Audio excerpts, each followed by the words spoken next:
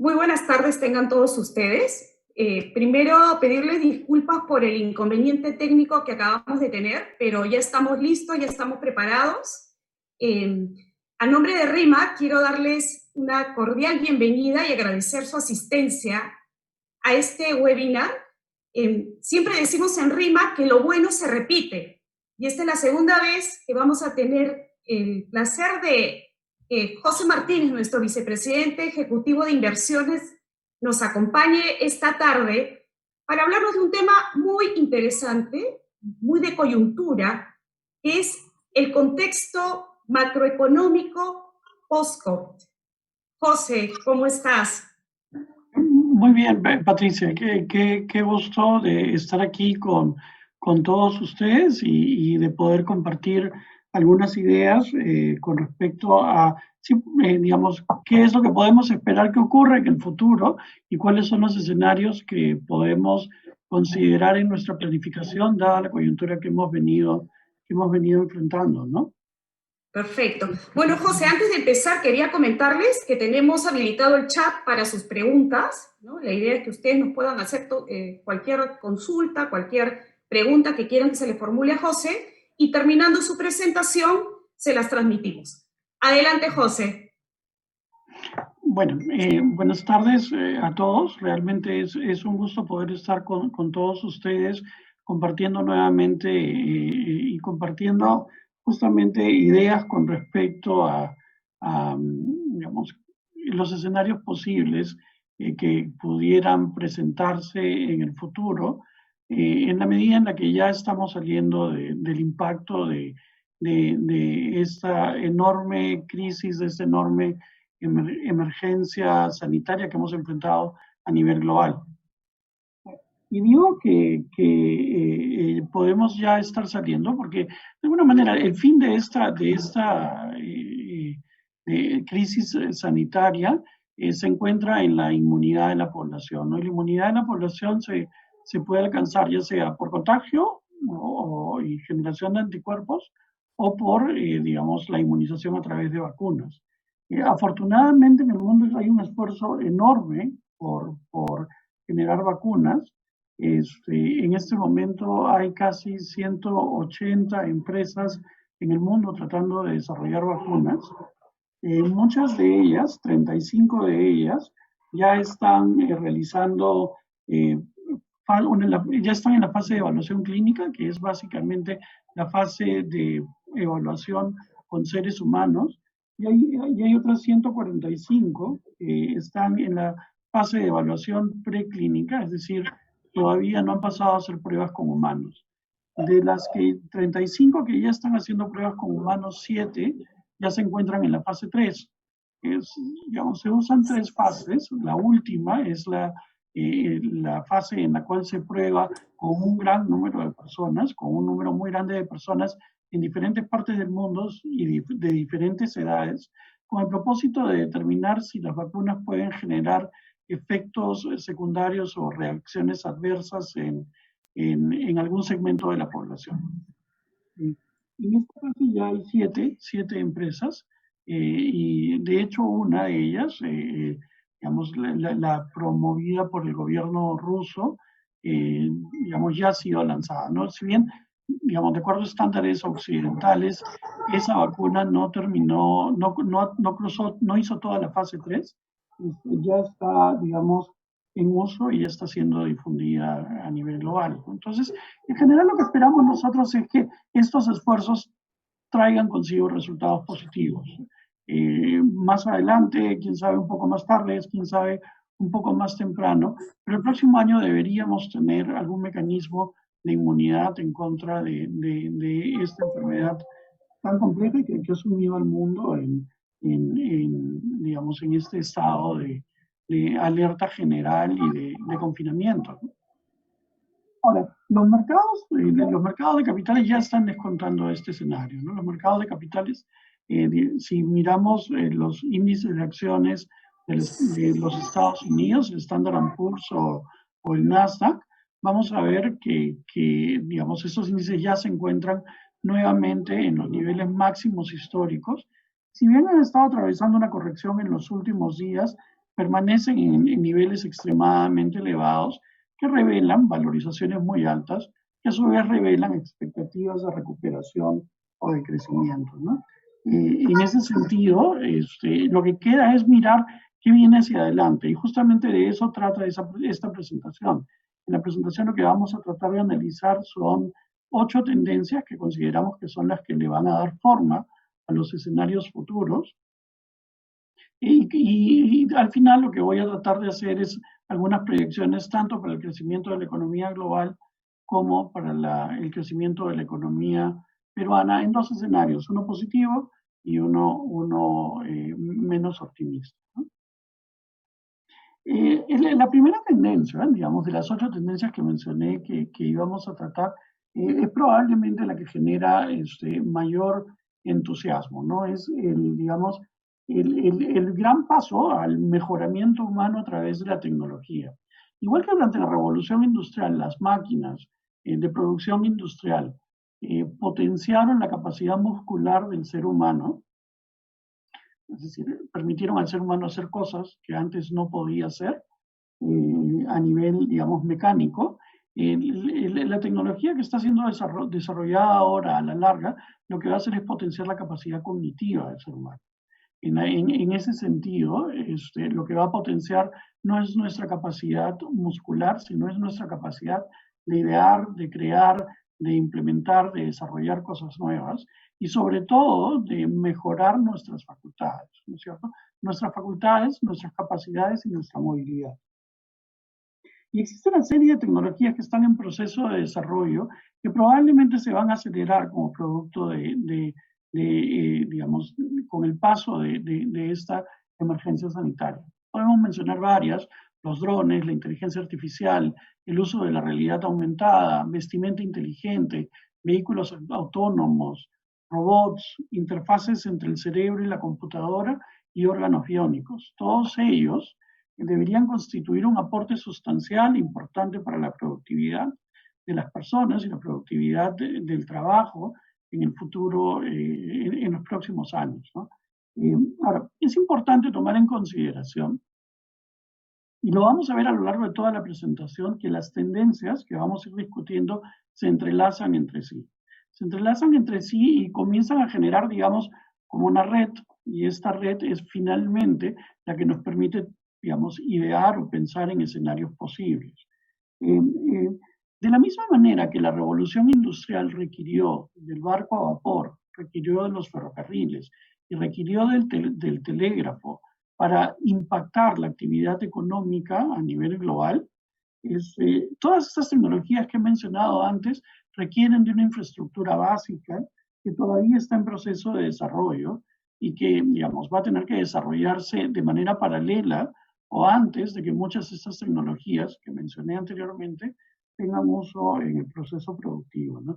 La primera de ellas es la tecnología 5G, que es una tecnología que permite la transmisión de 100 veces más datos a 100 veces más velocidad con 1/10 del costo en energía.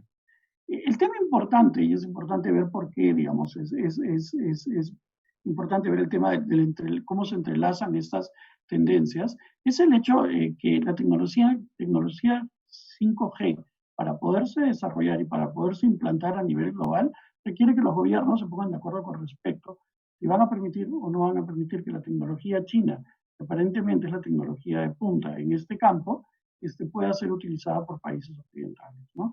De hecho, como vamos a ver más adelante, ha surgido en el mundo una tendencia al proteccionismo y al populismo que se está entrelazando con justamente la tendencia del desarrollo tecnológico y está impidiendo que la tecnología, finalmente, las tecnologías que son necesarias para, digamos, dar este gran despegue tecnológico, esta capacidad, este mejoramiento de las capacidades del ser humano, pueda ser implantado, ¿no? Como la tecnología 5G, la tecnología de Edge Computing, que es la capacidad de procesar datos de manera local sin necesidad de recurrir a la nube, la necesidad de generar baterías de mayor duración y mayor capacidad de almacenamiento de electricidad que permitan, por ejemplo, el funcionamiento de los robots, el funcionamiento de los vehículos autónomos por periodos relativamente largos, el desarrollo y la implantación de sensores de precisión que justamente permitan fortalecer las capacidades de navegación de estos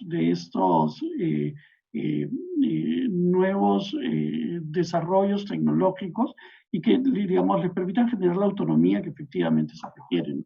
Y para todo eso, para que toda, digamos, esa capacidad de procesamiento, digamos, todas esas nuevas capacidades se puedan procesar a muy alta velocidad, es necesario terminar de desarrollar el cloud computing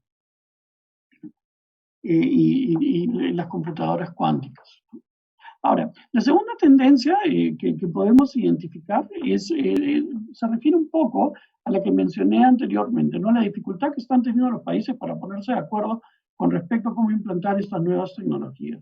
Y es porque en el mundo estamos viviendo un proceso de desglobalización. Estamos viviendo un proceso de desglobalización que realmente comenzó con la gran crisis financiera del 2008 y que lo único que ha hecho ha sido acelerarse a través de las últimas crisis que ha atravesado el mundo, ¿no? Tanto en el 2015 y 2016 como a través de esta emergencia sanitaria que estamos viviendo en la actualidad. Ahora, gran parte del crecimiento de la economía global a partir del año 2000 es explicado por la integración comercial entre los diferentes países del mundo. Y eso lo podemos ver en el gráfico de abajo a la derecha, cómo el comercio global representa desde el año 2000 hasta el año 2008 una participación cada vez mayor del PBI global. En el año 2008, con la crisis financiera, digamos, el comercio internacional se reduce de manera sustancial y si bien se recupera, vuelve a sufrir un impacto en el 2015, que finalmente se recupera, pero debería sufrir un impacto fuerte, importante, nuevamente como resultado de esta crisis sanitaria, ¿no? De hecho, si nosotros, y eso lo podemos ver en el gráfico superior de la derecha de la diapositiva, en la medida en la que se han ido produciendo crisis, las expectativas de crecimiento del volumen de comercio exterior a nivel global se han ido reduciendo. Y ahora se espera que producto de esta emergencia sanitaria, digamos, el impacto sobre el volumen de comercio internacional sea importante. Acá estamos presentando dos escenarios, un escenario optimista y un escenario pesimista, que vamos a ver más adelante en las proyecciones cómo es que se engarzan, ¿no? Ahora, lo importante es que este escalamiento en las disputas comerciales, que ha originado un aumento sustancial en las barreras, tanto para arancelarias, como para tener una idea, las exportaciones chinas de Estados Unidos pagaban aranceles de 3%, hoy en día pagan aranceles de 25%, las exportaciones de los Estados Unidos a China pagaban antes aranceles de 8%, hoy en día pagan aranceles de 23%. ¿No? Entonces, la elevación de las tarifas ha sido particularmente fuerte y esto ha traído consigo, y esto ha sido originado realmente en otra de las tendencias que vamos a analizar, ¿no? Que es el mayor populismo y abonado a este mayor populismo un mayor nivel de proteccionismo. Este populismo y proteccionismo, vamos a ver más adelante, se genera en la proliferación digamos, en un resultado adverso digamos, de este proceso de crecimiento global, que ha sido la generación de una percepción de desigualdad entre los diferentes segmentos de la población en el mundo. El tercero es también una tendencia importante y es un tema que, digamos, va y viene en la discusión internacional. Es básicamente cuál es el verdadero impacto del cambio climático sobre la economía. Y ante esto lo que podemos decir es que fuera de la discusión de si el impacto climático es relevante o no, las más recientes investigaciones con respecto a este tema realmente lo que reflejan es que el cambio climático se está produciendo de una manera sustancialmente más rápida de lo que se había proyectado originalmente.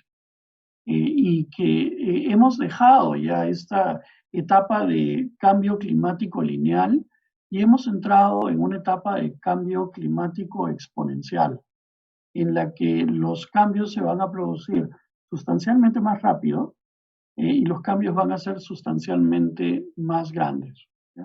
Entre las cosas que ya se está comprobando es que la temperatura de los océanos está subiendo 40% más rápido de lo que se esperaba originalmente, que esto está trayendo consigo un incremento en el nivel del mar 57% más rápido de lo que se esperaba originalmente, en gran medida por el deshielo de los glaciares, particularmente en el Ártico, y de hecho los glaciares en Groenlandia se están descongelando 670% más rápido de lo que originalmente se había proyectado.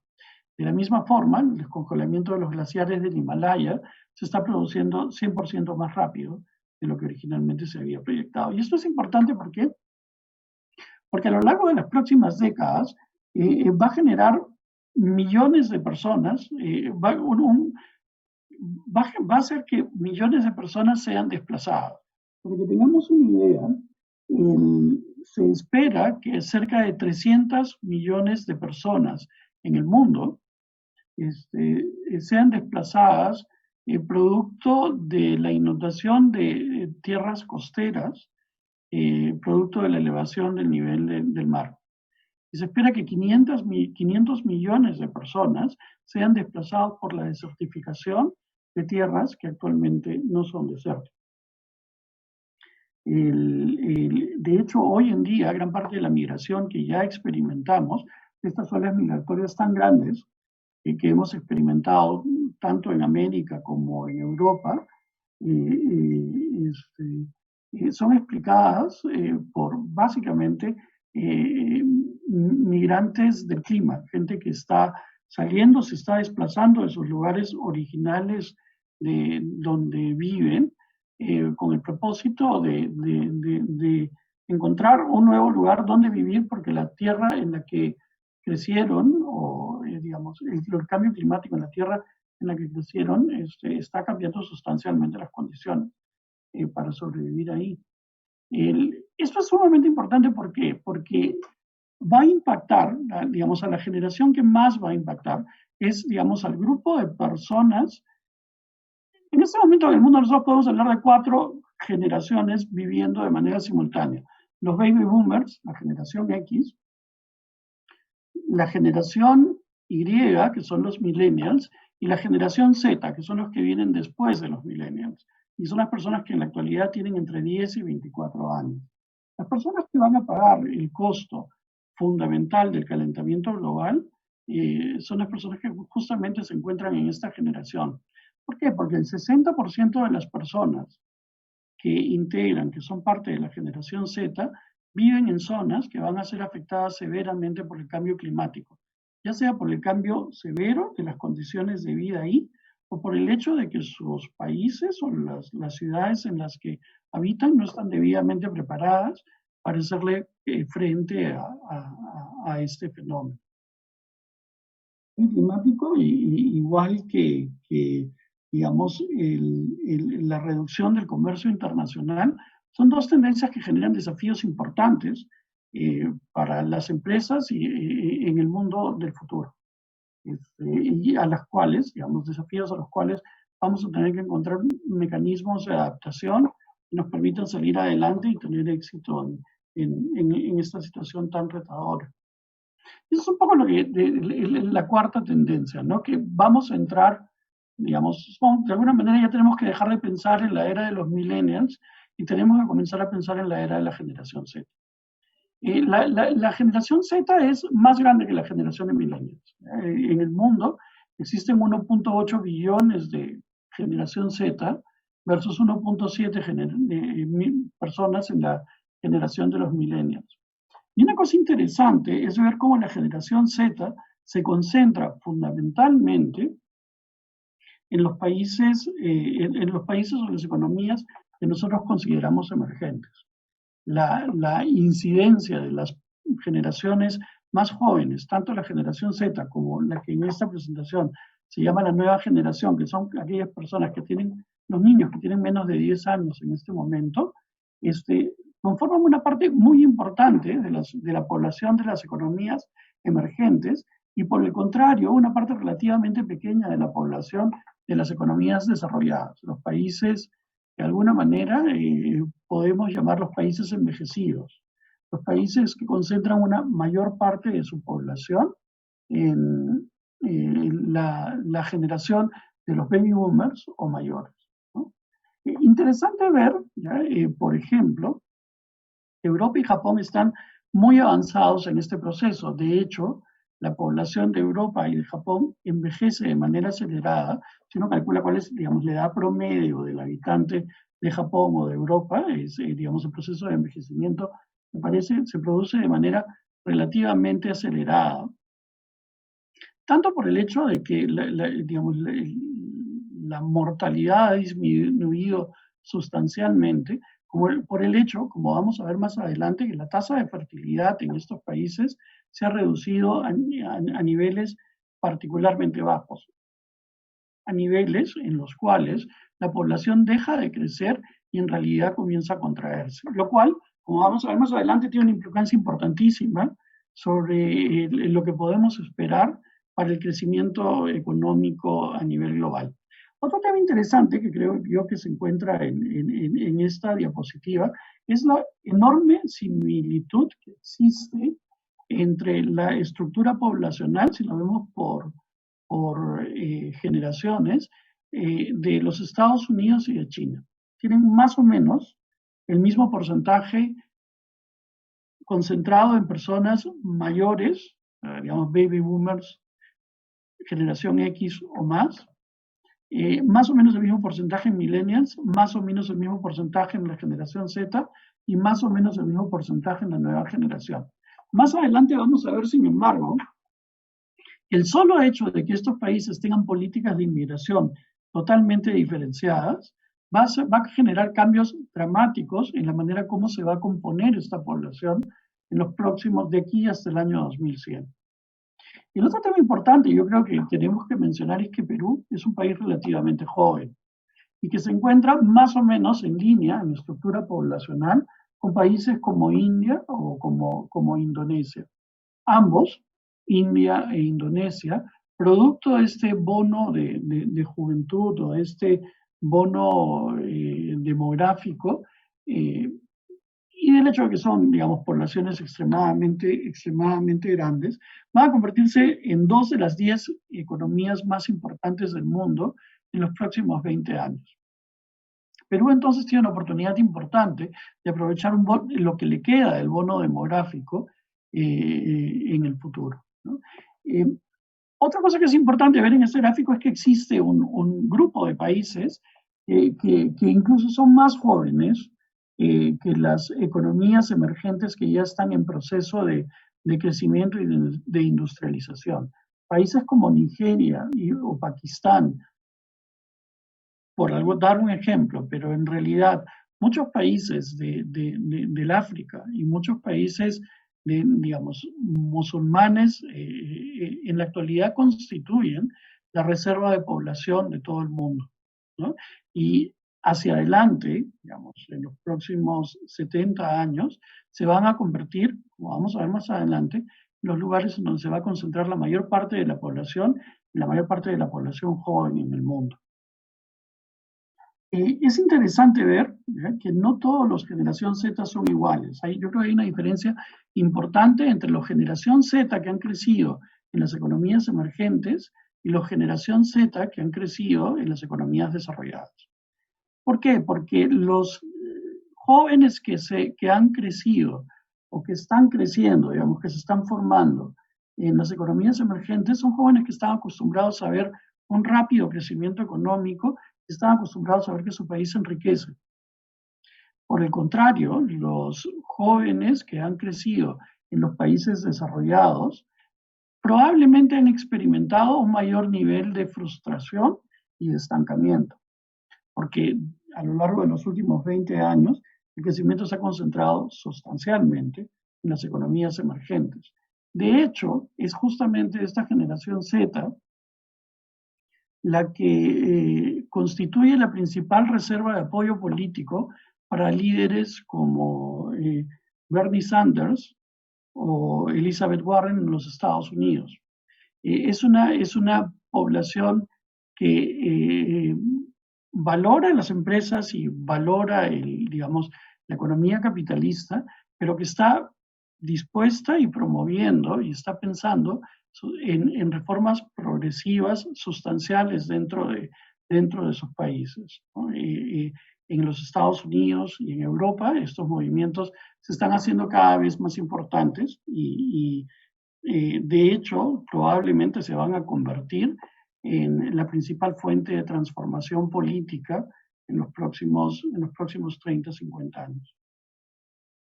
Ahora, la población joven se va a mover desde los países desarrollados hacia las economías emergentes y cada vez más hacia digamos, lo que se conoce ahora como mercado frontera. Pero esto se va a producir al mismo tiempo en el que lo más probable es que la población del mundo comience a decrecer. Y comienza a decrecer porque si se mantiene la tendencia actual, en el año 2035, la tasa de fertilidad de la humanidad en su conjunto va a caer por debajo del nivel de 2.1.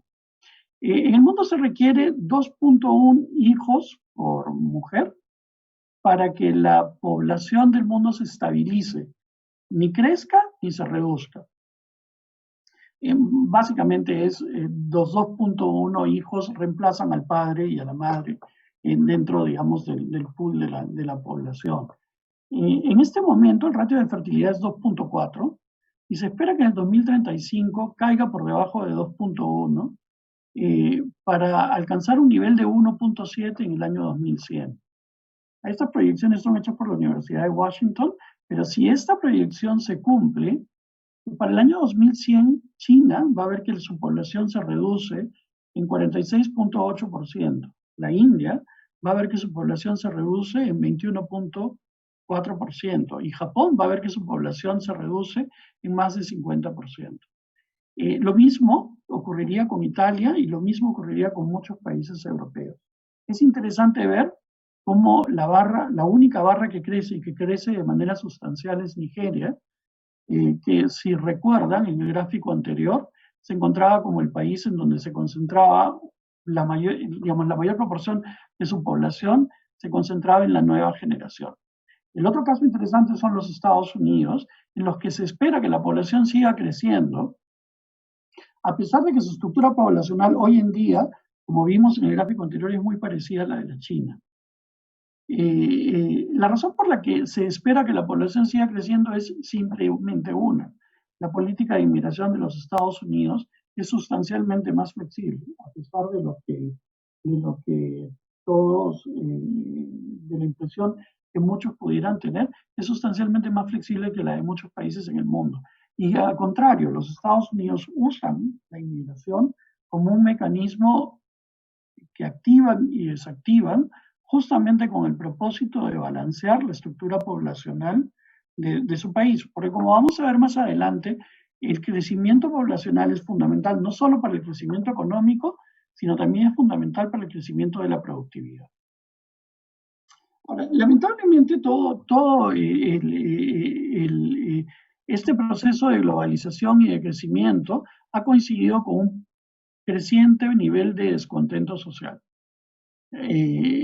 generado fundamentalmente por la percepción de ciertos segmentos de la población de que existe un alto nivel de desigualdad en la manera en la que se han distribuido a nivel global los beneficios de la globalización. Aquí el tema es importante, ¿ya? Porque hay dos grandes grupos de descontentos. En primer lugar están aquellas personas en países desarrollados que se han sentido desplazadas por la tendencia a producir o a desplazar o a mudar la producción hacia economías emergentes. Y en segundo lugar, existe un altísimo nivel de descontento en la población porque el crecimiento económico ha traído consigo un deterioro del medio ambiente y la población, digamos, el mundo se está volviendo consciente de este tema. Como tal, podemos ver que desde el año 2009 hasta ahora, lo único que ha ocurrido con el número de protestas civiles a nivel global es elevarse, ¿no? Y esto debería incrementarse de manera importante, producto de la pandemia, porque de hecho, como vamos a ver más adelante, esta pandemia nos ha hecho perder, en el mejor de los casos, a todo el mundo 3 años, y en el peor de los casos, a todo el mundo 6 años. Y esto debería impactar sobre los niveles de pobreza extrema en la población, en particular en aquellas zonas donde la pobreza ya es endémica o ya es importante. Ahora, vamos a ver más adelante, ya que este proceso de crecimiento que se inicia y que es un proceso de crecimiento lento va a ser liderado por una economía, y esa economía es la economía china. De hecho, China es probablemente el único país que va a crecer este año, y en cualquiera de los casos es el único país que a fines del 2021 se va a encontrar en una situación mejor en la que se encontraba en el 2019. China se va a convertir, de hecho ya es la segunda economía más grande del mundo, y antes del 2030 probablemente se convierta en la economía más grande del mundo. Y alrededor del crecimiento de esta economía se está formando ya un nuevo núcleo de crecimiento económico. Y de la misma manera que la revolución industrial trajo consigo el auge del comercio a través del Atlántico, el auge de ciudades como Nueva York y Londres, lo más probable es que con el surgimiento de China y el surgimiento de Asia como principales, digamos, como centro del crecimiento económico del mundo, veamos que el auge del comercio exterior se traslada hacia el Océano Pacífico, primero, y más adelante, conforme estos países frontera, estos países más jóvenes como Nigeria y otros países africanos, comienzan a tomar o comienzan a contribuir de manera más importante al crecimiento de la economía global, se traslade al Océano Índico. Uno digamos, de los mejores indicadores que nos permite ver cuál es el impacto, cuál es la magnitud de este proceso de ascenso digamos, de Asia como centro o como polo de crecimiento económico, es lo que ha sucedido con APEC, ¿no es cierto? Si nosotros comparamos cualquier indicador del APEC actual con lo que ocurría en 1990, el progreso ha sido enorme, ¿no?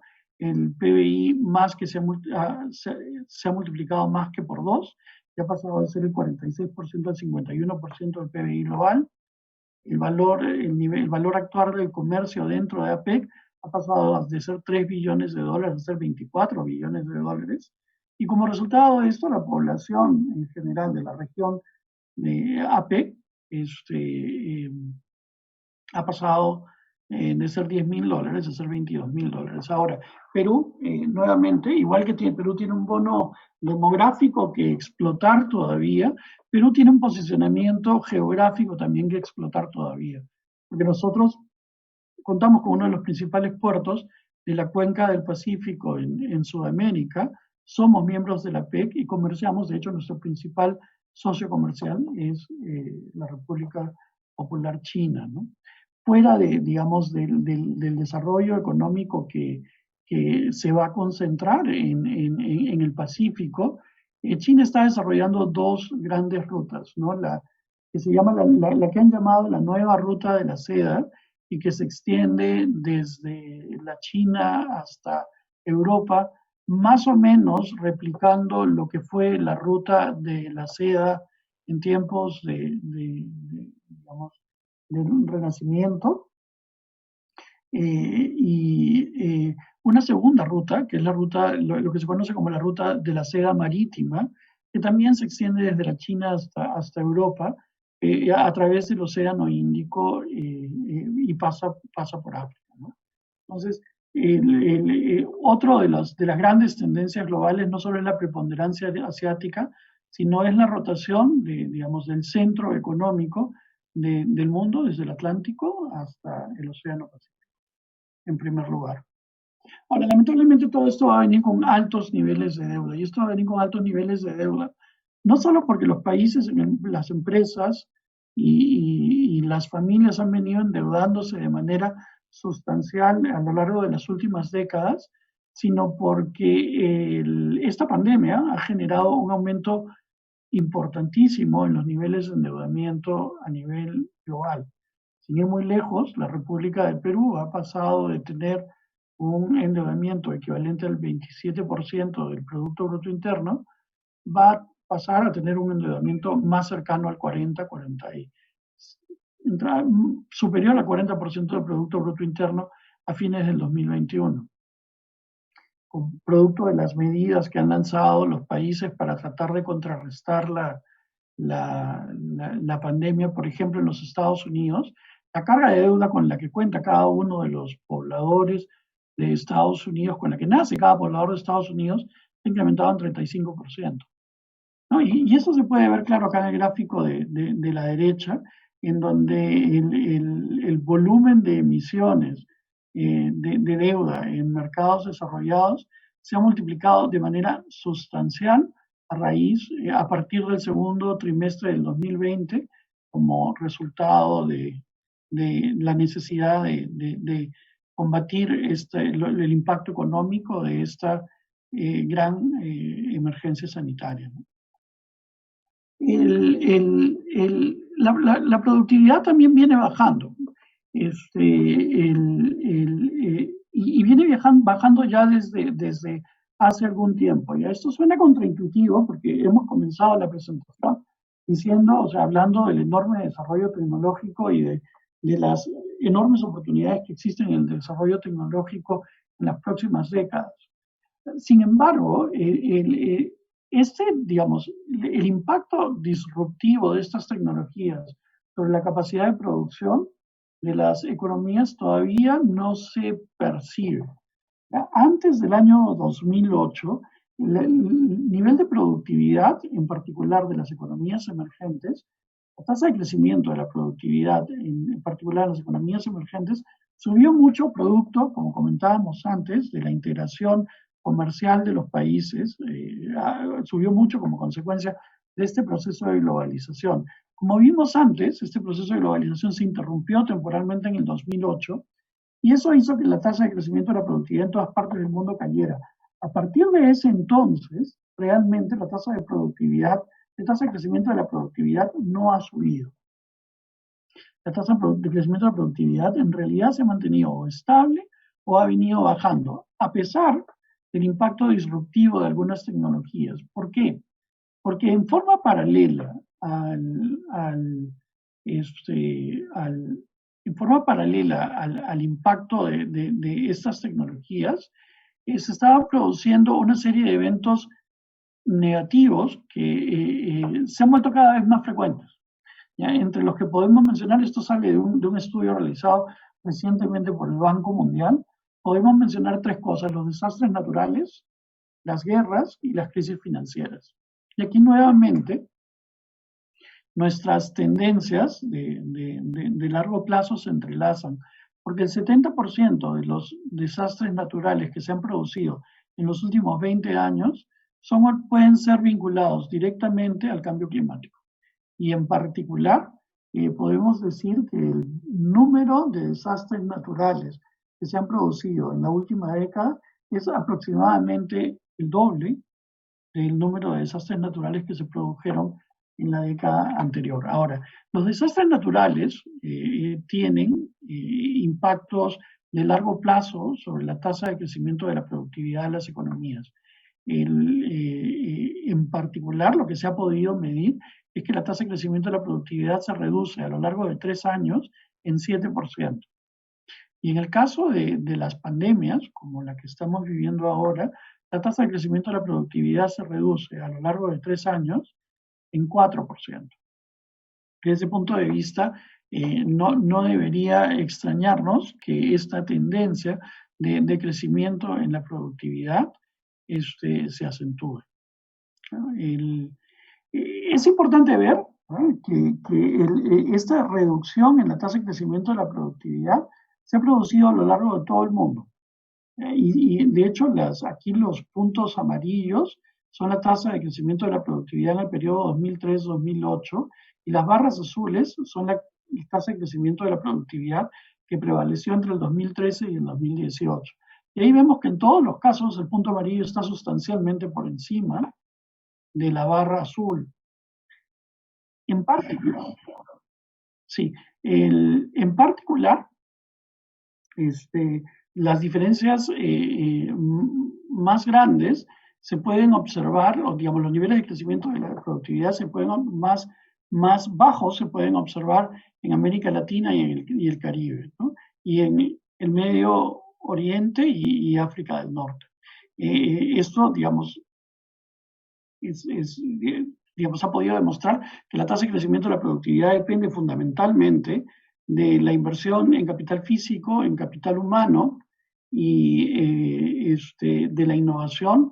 Y bueno, nuestros países y lamentablemente el Medio Oriente y África del Norte, digamos, las inversiones que se han realizado tanto en el desarrollo de la educación como en hacer crecer capital físico de las economías, no han sido suficientes ni siquiera para sostener los bajos niveles de crecimiento de la productividad que teníamos en décadas pasadas, ¿no?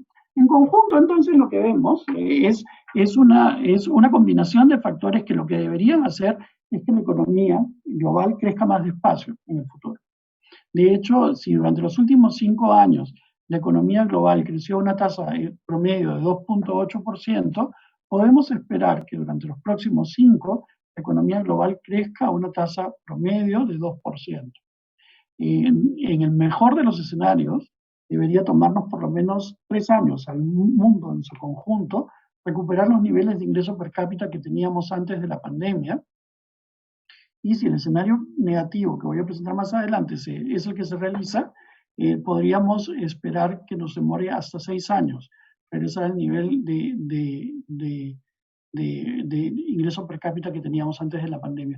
En un entorno así es bien poco probable que la inflación despegue, independientemente de que se hayan producido enormes esfuerzos monetarios y de política fiscal con el propósito de sostener a las economías ante la, digamos, presencia de esta pandemia.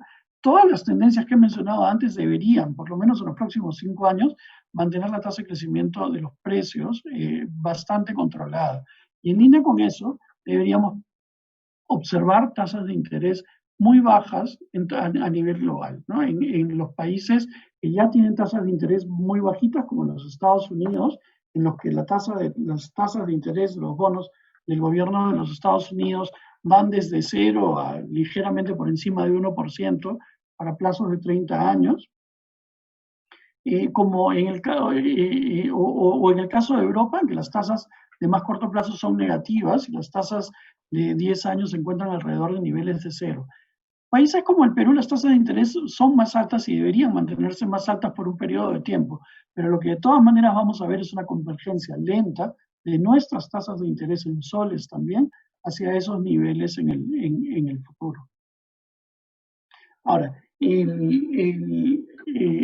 importante ver que uno de los elementos claves para los mercados financieros en los próximos meses van a ser las elecciones en Estados Unidos. Y ahí lo que podemos concluir es que si bien Biden cuenta hasta ahora con una ventaja que algunos estiman en 10 puntos, de 55 a 45% del voto popular, esa distancia no es lo suficientemente grande como para pensar que el resultado de la elección ya puede ser predicho con tranquilidad. Realmente, no solo por el hecho de que todavía falta que entre en operación el mecanismo de los colegios electorales, sino porque en particular en aquellos estados en donde, digamos, son los estados disputados, los estados en los que se espera que hayan resultados más apretados, la candidatura de Trump está ganando velocidad y está recuperando terreno, ¿no? Ante eso, deberíamos esperar, digamos, tasas de crecimiento muy, muy bajas este año. Realmente, en el año 2020, el único país que probablemente crezca sea China. El próximo año sí deberíamos esperar una recuperación económica más o menos fuerte en todos los países. El único país que, de todas formas, debería recuperar una posición mejor que la que tenía en 2019 al final de este proceso debería ser China. El resto de países, Estados Unidos, Europa y en particular Perú, nos vamos a demorar un poco más en alcanzar ese nivel de recuperación. Y probablemente en el caso de Perú el caso sea más serio, porque Perú es uno de los países que mayor impacto económico ha tenido por esta pandemia, a pesar de ser uno de los países que medidas más severas implantó, ¿no? Que es un caso interesante. El país más exitoso en la lucha contra el COVID fue Nueva Zelanda, que es la línea celeste, que temporalmente adoptó medidas tan severas como las que se adoptaron en el Perú, pero muy pronto, a través del control de las personas contagiadas, pudo controlar la expansión de la enfermedad y eso le permitió liberar la economía relativamente rápido. Hoy en día, Nueva Zelanda es uno de los países que menor número de muertos o de fallecidos por millón de habitantes tiene y es probablemente el país más exitoso en la lucha contra esta enfermedad al lado de la República Popular China, ¿no? En ese sentido, deberíamos esperar que la economía peruana caiga de manera sustancial de este año, del 2020, yo creo que eso no es noticia, debería caer entre 14 y 17%, y nosotros estamos esperando dos escenarios de recuperación. Uno en el que la economía crece 8% y otro en el que la economía crece 6% el próximo año. Desde ese punto de vista, incluso en el escenario más optimista, la economía peruana no recuperaría el próximo año los niveles que tenía antes del 2019. Ahora, ¿de qué depende si se realiza el escenario optimista o pesimista? Básicamente de la confianza. De la confianza tanto del consumidor como de la confianza de los empresarios. Porque las variables claves en este proceso de recuperación van a ser el consumo privado y la inversión privada. Ahora, clave para esto es qué sucede con nuestra realidad política de aquí a las elecciones del próximo año, ¿no? En la medida en la que el entorno político se enrarezca más, tanto digamos, los niveles de confianza del consumidor como los niveles de confianza del empresariado se van a retraer más, el consumo privado y la inversión privada no van a crecer tanto, y en ese sentido nuestra tasa de crecimiento el próximo año sería más baja, ¿no? Porque en realidad para el despegue de la economía tendríamos que esperar a tener luz o claridad con respecto a quiénes van a gobernar el país en los próximos 5 años, y eso lo más probable es que no se sepa hasta mayo o junio del próximo año, cuando termine la segunda vuelta, ¿no? A pesar de eso, sin embargo, fundamentalmente por el hecho de que nuestras tasas de interés son más altas que el resto de las tasas de interés de los países desarrollados, en particular que las tasas de interés en los Estados Unidos, nosotros deberíamos ver que nuestro tipo de cambio, a pesar de mantenerse volátil y alcanzar niveles relativamente altos cada vez que se produzcan estas crisis políticas a las que de alguna manera ya nos estamos acostumbrando, deberíamos ver una tendencia hacia la apreciación, ¿no? Deberíamos ver una tendencia a la apreciación porque por el lado de la balanza comercial de Perú se ha sostenido particularmente bien durante esta crisis, y porque, digamos, por el lado de inversiones de portafolio, nuestros niveles de tasa de interés y la relativa estabilidad de nuestra moneda con respecto al resto de monedas de América Latina deberían atraer a capitales extranjeros a inversiones en soles. La verdad es que no es un panorama optimista, yo creo que es un panorama muy desafiante, es un panorama para el cual vamos a tener que planificar con mucho cuidado y tomando en consideración la necesidad de adaptarnos a estas tendencias de cambio tan fuerte que estamos experimentando. Bueno, quería agradecerles a todos por estar presentes en esta conferencia que hemos podido tener a través de la web. Espero que la información les haya sido útil. Me despido a nombre de RIMAC y me despido a nombre de Patti también, que de un momento a otro perdió la conexión. Muchas gracias a todos y nada, cuídense, que todavía nos falta algún tiempo que atravesar en esta emergencia sanitaria. Muchas gracias.